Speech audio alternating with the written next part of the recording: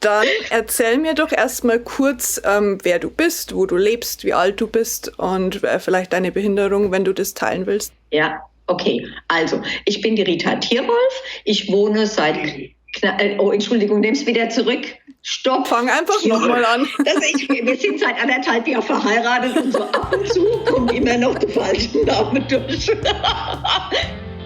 Yep, this is Rita, who introduced herself with the last name from a previous marriage in our very first interview together. Back then, all I knew about Rita was that she's a wheelchair user and popular for building wheelchair ramps from Lego to improve accessibility in Germany.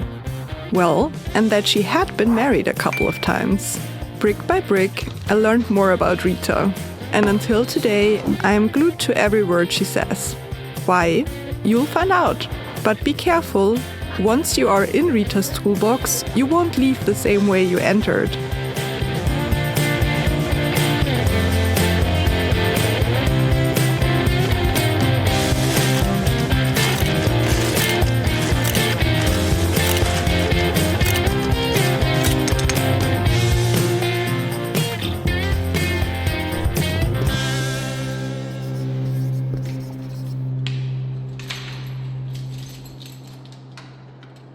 Es war erster Advent. Wir wollten eigentlich mittags auf der Weihnachtsmarkt und dann rief meine Tochter morgens an und hat gesagt, sie ist abends mit dem Motorrad stehen geblieben, ob wir uns an der Tankstelle treffen könnten, um das Motorrad in die Werkstatt zu bringen. Und dann sind wir losgefahren. Ich, mein damaliger Lebensgefährte und die Tochter bei mir im Auto und haben uns an der Tankstelle getroffen. Meine Tochter und der Lebensgefährte sind in das Motorrad in die Werkstatt geschoben. Und ich habe gesagt, ich fahre noch an unsere Tankstelle von der Firma und tank noch. Und auf dem Weg zur Tankstelle habe ich gemerkt, dass mir auf einmal schlecht geworden ist. Eigentlich wollte ich dann rechts ranfahren und wollte parken und da waren aber lauter Halteverbotsschilder und dann kam eine Bushaltestelle und dann haben sie gesagt, ach, fährst du um die Kurve noch und parkst dann da und dann weiß ich eigentlich nichts mehr. Und also im Nachhinein hat man dann das so nachvollzogen, dass ich dann bewusstlos geworden bin, wahrscheinlich in der Bewusstlosigkeit im Gurt auf das Lenkrad gesunken bin und dann das Auto geradeaus auf der Straße weitergefahren ist und auf der Hausmauer aufgefahren ist. Und durch diesen Aufprall auf der Hausmauer, also ich hatte bestimmt nicht mehr wie 40 Stundenkilometer drauf, ist der Airbag aufgegangen und der geht ja mit Tonnen Gewalt auf und da ich drauf lag, hat mich dieser Airbag nach hinten geschleudert, hat die Rückenlehne vom nagelneuen BMW mit durchgehauen, mir Schlüsselbein, Rippe und der erste Lendenwirbel verschoben. Rita documented the time after the accident in a diary. She has not opened it ever since. Warum sehe ich alles doppelt? Warum kann ich meine Füße nicht bewegen? Ich habe immer nur von meinen Füßen gesprochen, nie von meinen Beinen. Ob dies ein Zeichen ist, dass die Füße sich nie mehr bewegen? Dann kommt ein Arzt. Er sagt, Sie wissen, dass Sie heute noch operiert werden, dass Sie aber querschnittsgelähmt sind. Er sagte das, als ob es nichts Besonderes wäre. Ich konnte es nicht glauben. Das sollte mir passiert sein.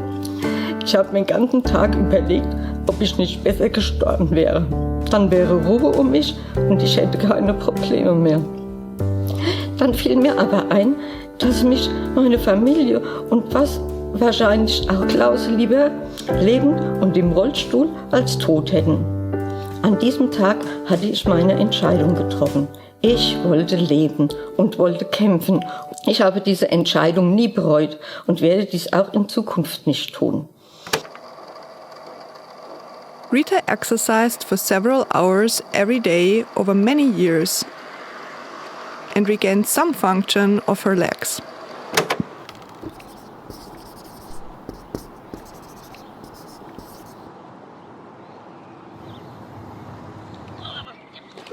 Und? Nicht hüpfen. Also super dicke waren wir eigentlich schon immer, ja. Aber ich glaube, dass der Sport uns schon extrem verbunden hat, weil also gerade diese Wassersportgeschichten waren ja schon zu den Zeiten, wo die Mama noch Fußgänger war, unser gemeinsames Ding, Dinge, die wir zusammen erlebt haben. Und ich war auch einfach der Part in Mamas Leben, der immer alles bedingungslos mit diesem Rollstuhl gemacht hat. Also sie wollte was und ich habe es möglich gemacht. Das ist so ein bisschen mein MacGyver-Gen vielleicht zum einen und zum anderen hat da definitiv auch mein Schuldgefühl mit reingespielt. Ja, also da auch alles möglich machen zu wollen, unbedingt, um vielleicht auch irgendwas wieder gut zu machen. Sie ist an dem Tag Auto gefahren, weil ich meine Öllampe am Moped ignoriert habe und einen Kolbenstecker hatte und mein Moped in die Werkstatt musste. Und ich habe immer gedacht, wenn ich nicht so schludrig wie immer gewesen wäre, sondern da gewissenhafter, hätte sie nicht Auto fahren müssen, das wäre alles nicht passiert. Also ich habe mich sehr, sehr lange schuldig gefühlt und arg gekämpft, damit klarzukommen. Aber diese ganzen sportlichen Dinge, die wir zusammen gemacht haben, also alles, was Wassersport war immer unser Part zusammen. Das hat mir extrem geholfen. Wo ist der Rolli?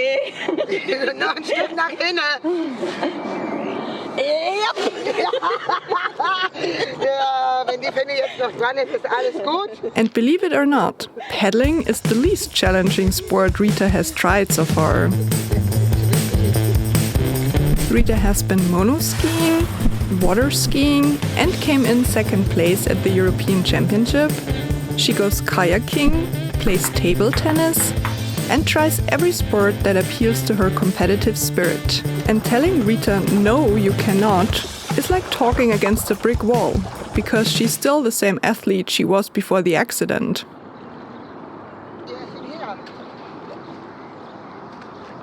Ich habe sehr, sehr lange, noch viele Jahre eigentlich, immer wenn ich die Mama besucht habe, die Erwartungshaltung gehabt, dass sie mir im Stehen die Tür öffnet. Und sie hat immer gesessen. Und das hat mich immer fertig gemacht. Und als wir dann angefangen haben mit dieser Wasserskigeschichte damals, da hat es aufgehört. Ich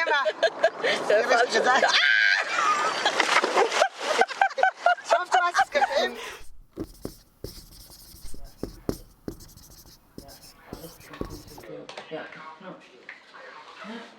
Together, Melly and Rita find creative solutions to MacGyver, how Melly calls it, their way around barriers in sports. But not every aspect of Rita's life is that accessible to her. Also ich habe mich am Anfang gefühlt, als ich immer vor einem Geschäft stand, in dem ich nicht rein konnte, wie die Schilder, die früher standen, wir müssen draußen bleiben, wo die kleinen Hunde drauf waren. So kam ich mir am Anfang immer vor. Und ich höre das ganz, ganz viel von Geschäftsinhabern, die ich auf Rampen angesprochen habe, dass die sagen, ja, wir helfen doch, es muss sich doch nur jemand bemerkbar machen. Wer als Fußgänger möchte gern erst vor einem Lade stehen, Huhu rufen, wo dann drin gerade Kundschaft bedient wird und das heißt, ich komme gleich oder sonst irgendwie, ja. Also das ist unwahrscheinlich schwierig. So what do you do if you're a stubborn German grandma who constantly gets excluded? Well, you fix it yourself, right?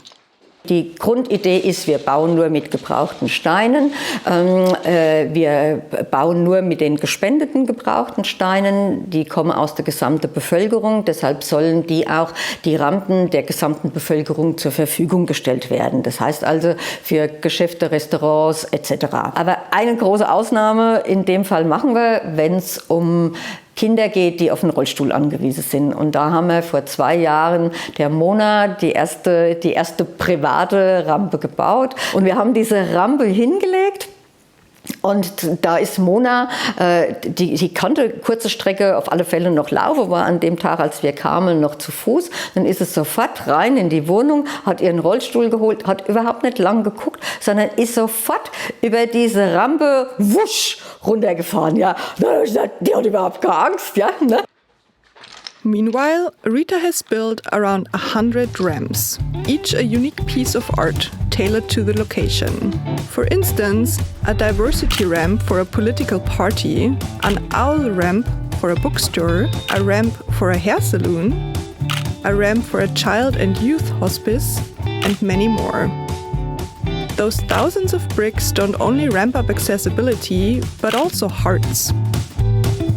Ich glaube, und das ist das Wichtigste, was diese Lego-Rampen bewirkt haben, das hatte ich vorher nicht auf dem Schirm. Vorher dachte ich immer nur, ich helfe jemand wie mir oder jemand mit dem Rollator oder auch Eltern mit Kinderwägen. Was ich mittlerweile fast noch wichtiger finde, ist, dass durch diese Aufmerksamkeit, die diese bunte Rampen bei den Menschen erweckt, weil es geht keiner an so einer bunten Rampe vorbei. Ob die jetzt ein lustiges Logo hat oder nur aus Lego-Steine ist, die fällt auf. Und in dem Moment passiert was in den Köpfen von den Menschen. Und in dem Moment beschäftigen sich Menschen, die sonst damit überhaupt nichts am Hut haben, nämlich mit dem Thema Barrierefreiheit. Und das finde ich mittlerweile genauso wichtig wie das, dass ich mit so einer Rampe helfe, dass man in so einen Laden reinkommt. Rita uses ramps to make something invisible visible. Accessibility. And through awareness, meaningful connections develop. Rita is like the glue that holds the thousands of single pieces in her ramp together. And just like those Lego bricks, every person immediately gets stuck in her colorful, artsy, creative world and learns that she's so much more than a quirky old grandma. Rita brings disabled and non-disabled people together, overcomes barriers, whether that's physical, like the stairs in front of a restaurant, or the stereotypes around what disabled people should or should not be able to do. Auch wenn ich es nicht gerne zugebe, ist meine Mutter schon mein großes Vorbild in meinem Leben, was Kampfgeist und Dynamik angeht und so. Ja, das ist, ich stehe da zwar nicht immer gerne dazu, aber es ist definitiv so. Ja, also da kann ihr halt auch einfach keiner was nachmachen. Ja, sie hat halt einfach nie aufgegeben. Das ist schon, also das finde selbst ich als Tochter beeindruckend.